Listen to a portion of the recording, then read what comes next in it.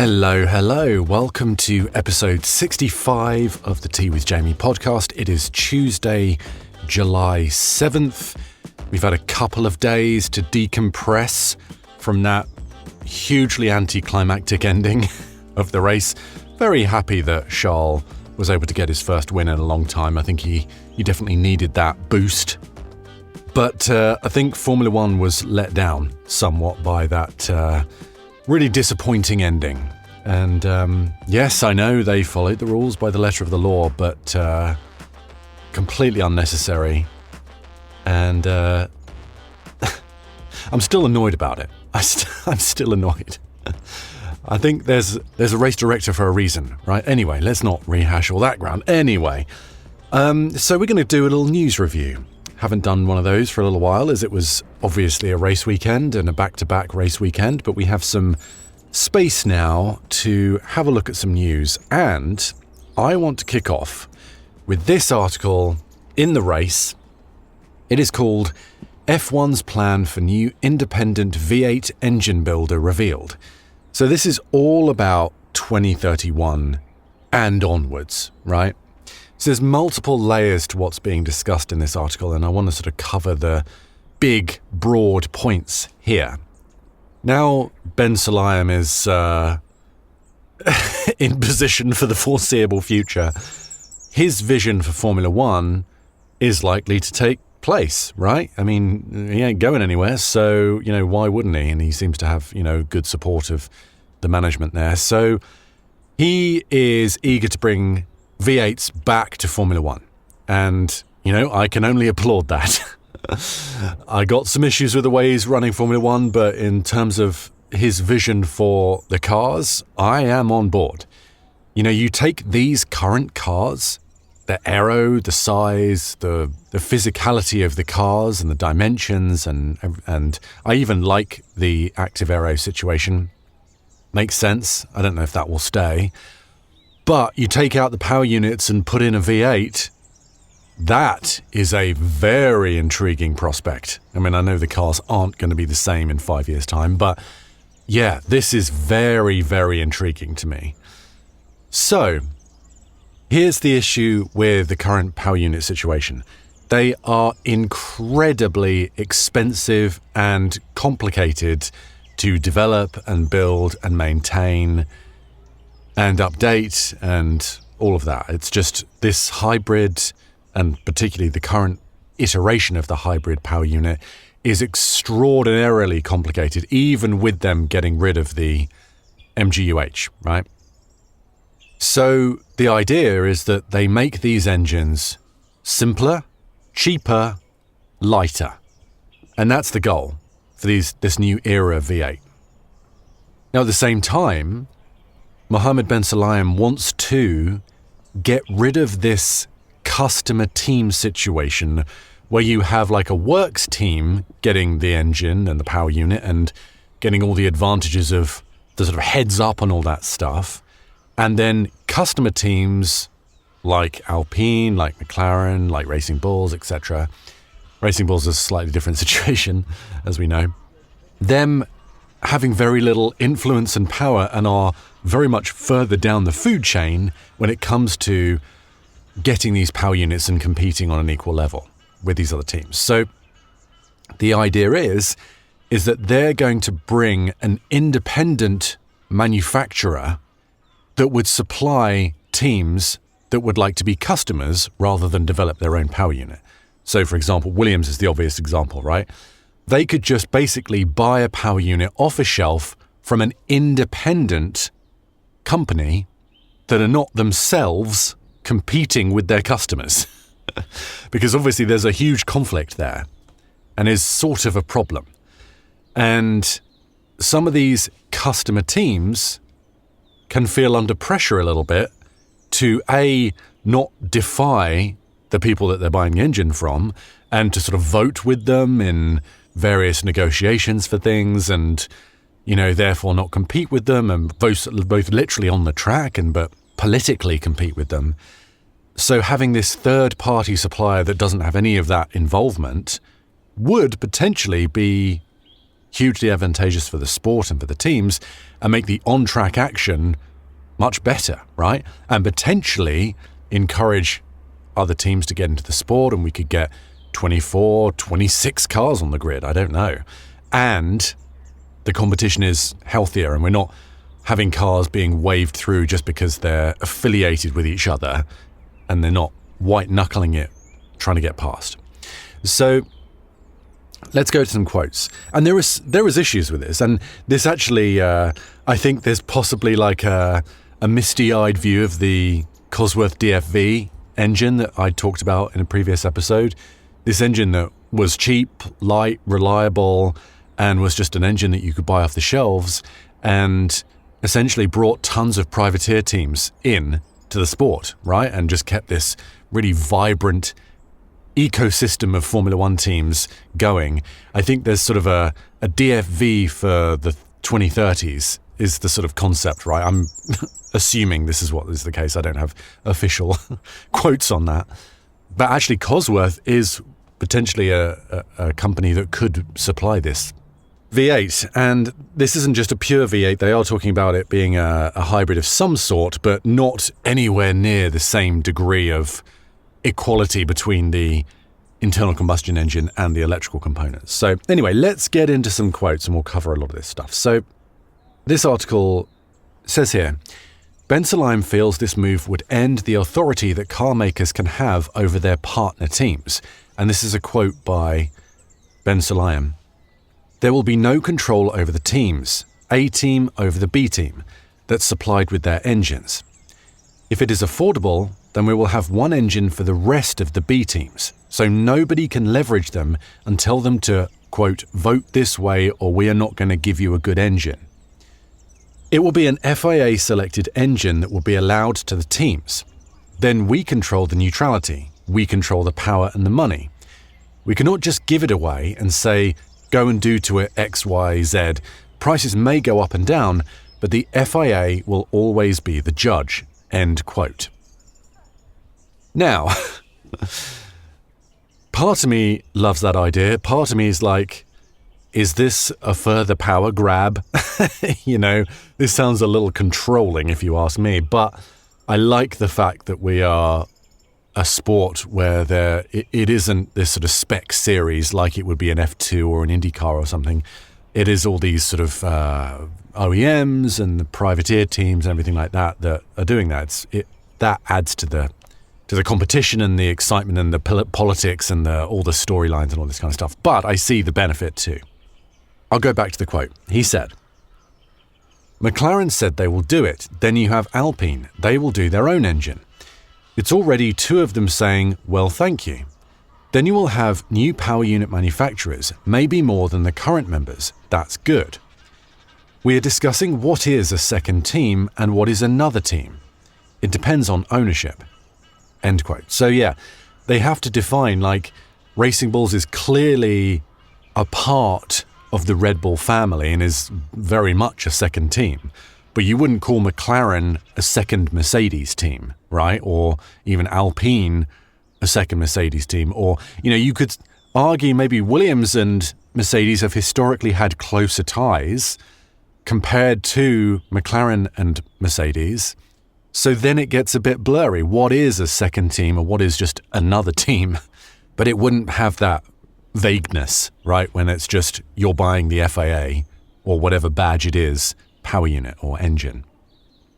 So the idea is that generally speaking, whatever the power unit, whether it's Works Team Power Unit by Mercedes or Ferrari or Audi or whatever, or it is this FIA / Cosworth / whatever power unit, like I said before, the engines are going to be V8s. There's going to be a hybrid element, so probably like a boost, like a sort of KERS of the past type situation, or at least adding to the efficiency.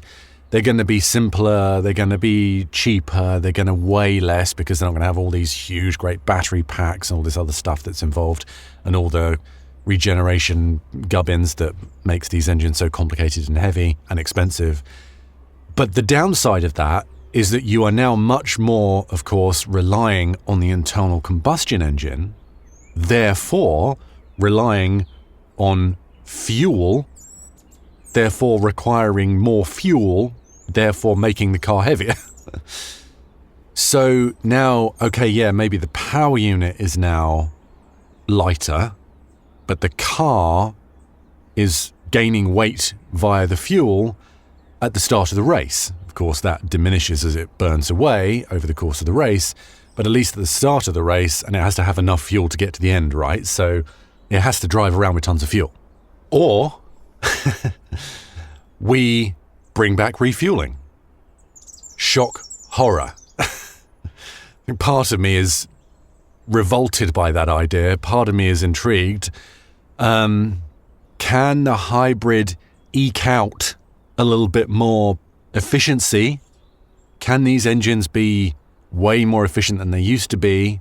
Is there a compromise with a, 30% bigger fuel tank, but the engine or the power unit is so much lighter than it's still a net gain, right, in weight loss?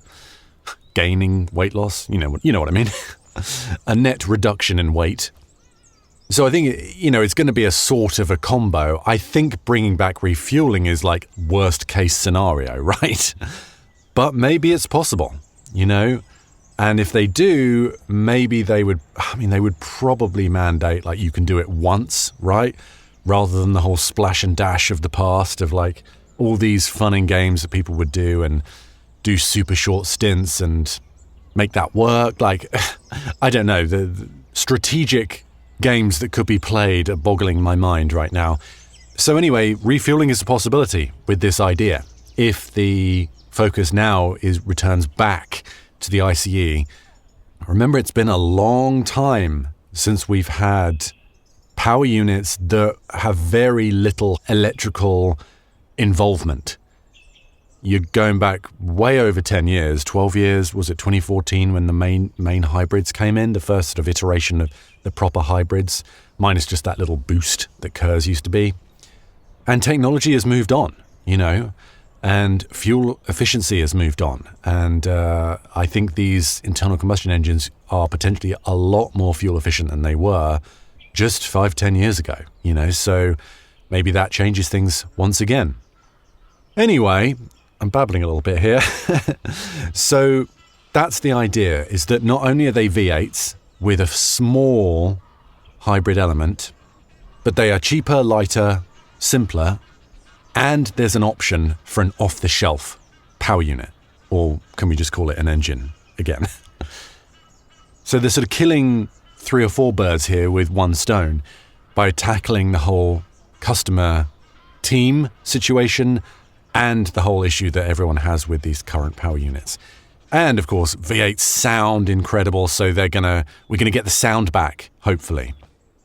There is this argument that these might be naturally aspirated, and that's another sort of thing to consider, because they're, again, heavy and expensive. Also, the turbo itself is the reason why the sound is muffled, because, they're using those exhaust gases to turn a turbine, essentially. So getting rid of the turbo, again, alleviates a bit of weight, helps with the sound, doesn't help with the fuel efficiency so much, because then you need more fuel necessarily to, get the same equivalent power, but you're removing weight and you're removing complexity. So again, it's like sort of, you lose a bit here, but you gain a bit here. Like, it's all figuring all this stuff out. And, one less thing to go wrong, right? Another element.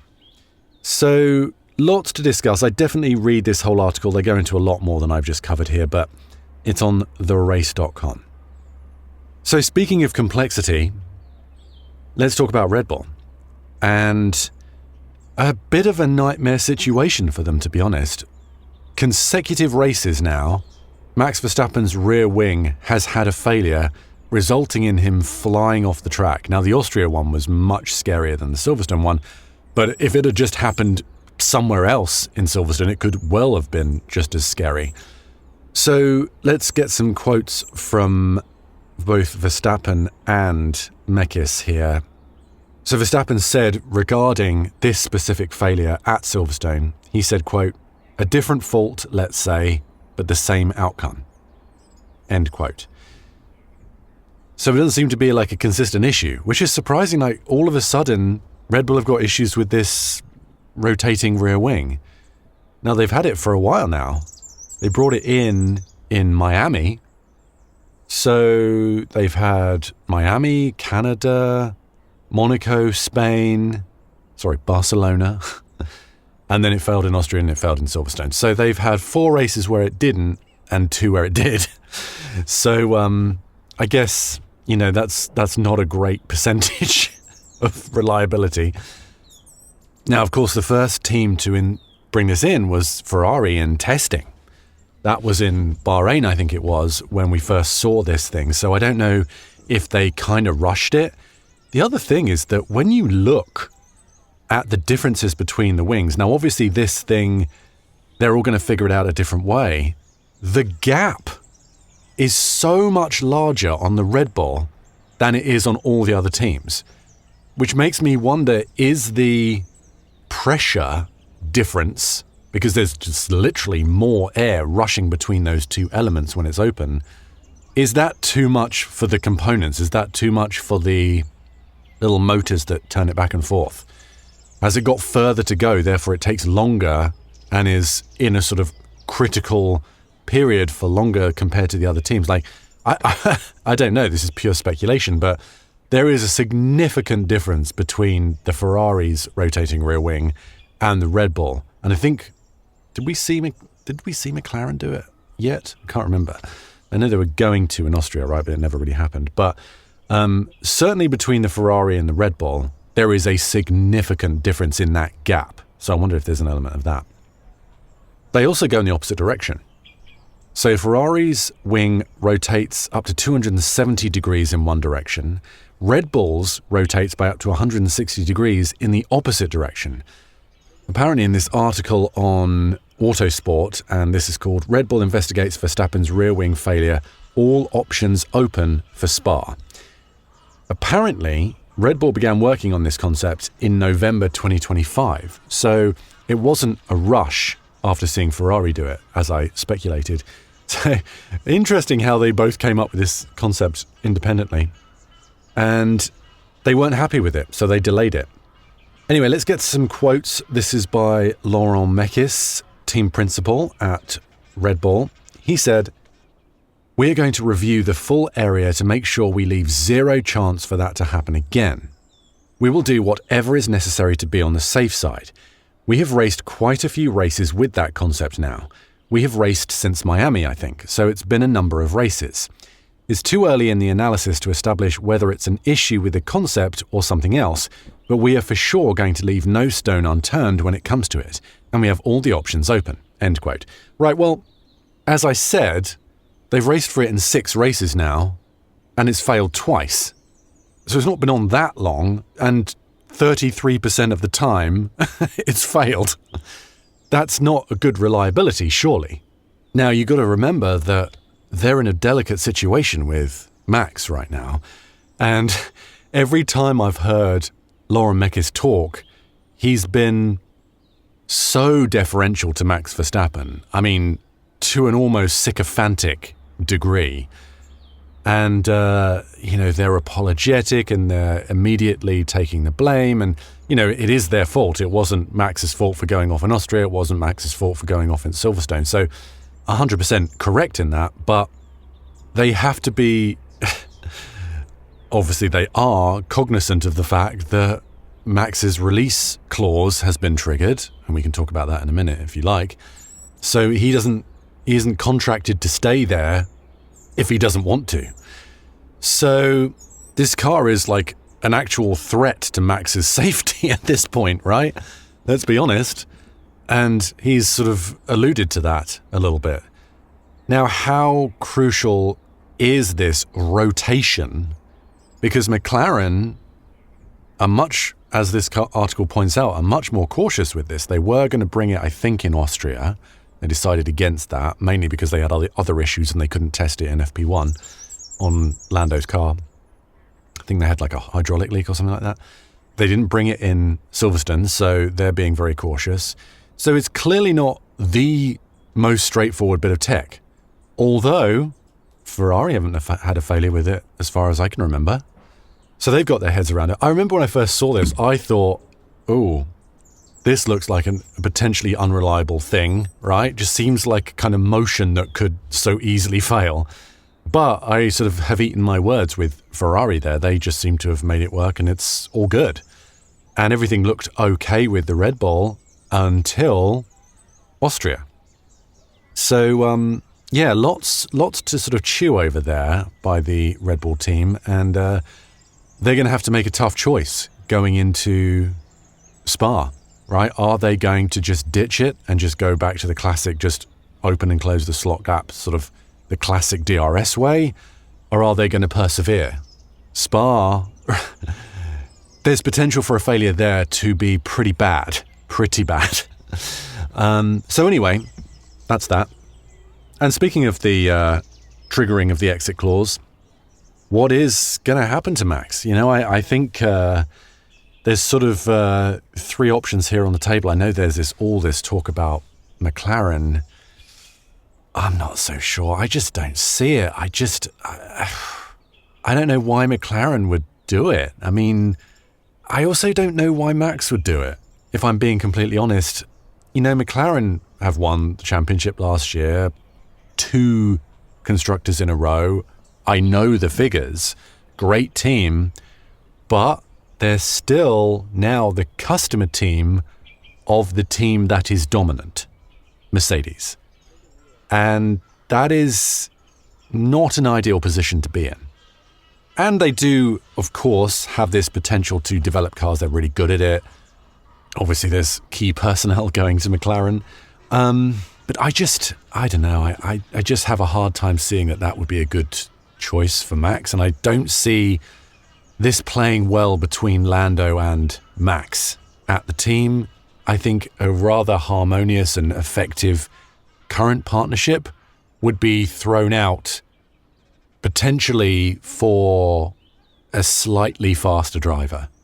We're talking tenths here. Yes, or admittedly, he's much more of a savage on the track in a good way in terms of racecraft and all that kind of stuff. I think you could, I mean, who could compete with Max Verstappen with that, you know, with that element? But I just don't see how it's worth it for either party there.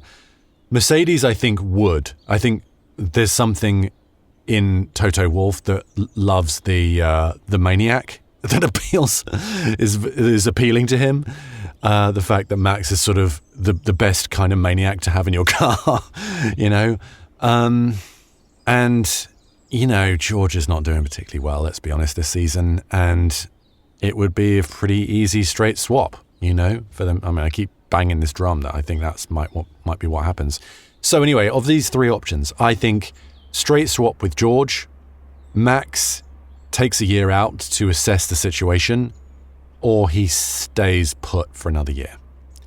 I think the McLaren option is pretty low on the likelihood list, but who the hell knows? Formula One constantly surprises me. All I can think about is, if I was like his manager, for example, what would I think would be a good call here? And I just don't believe McLaren are going to want that apple cart being upended to that degree. But then the board members might disagree. Who knows? So, a nice bit of speculation there. So, one final little story here. A nice little move by Ferrari. They are going to do a tyre test at the Madring with the current car. Now, they are using the Pirelli test tyre, so that isn't completely translatable to this year. However, getting their current 2026 car on a brand new track a few months ahead of time and getting data and being able to crunch those numbers now, I mean, that is a coup, right? And so they're going to conduct a filming day. I'm trying to see when they're going to do that. I don't see a date here. Oh, on Thursday, this Thursday.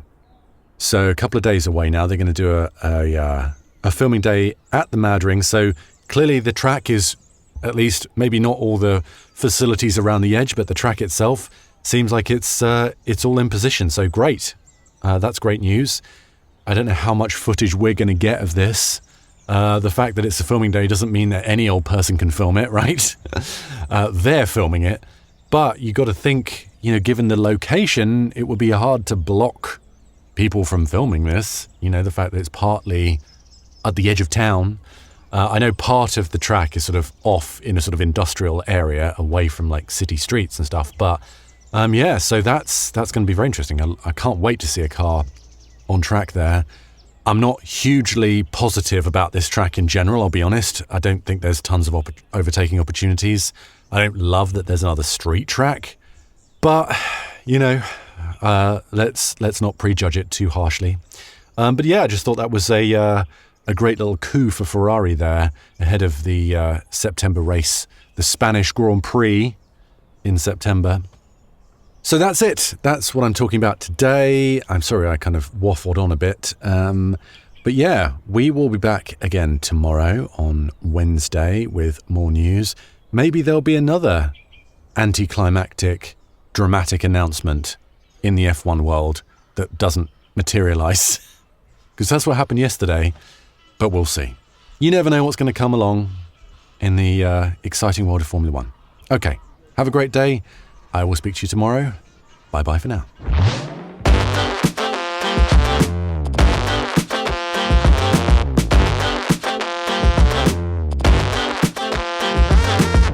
I've been your host, Jamie Muffett. You can find me on social media for more of this rambling nonsense under my name or F1_Jamie.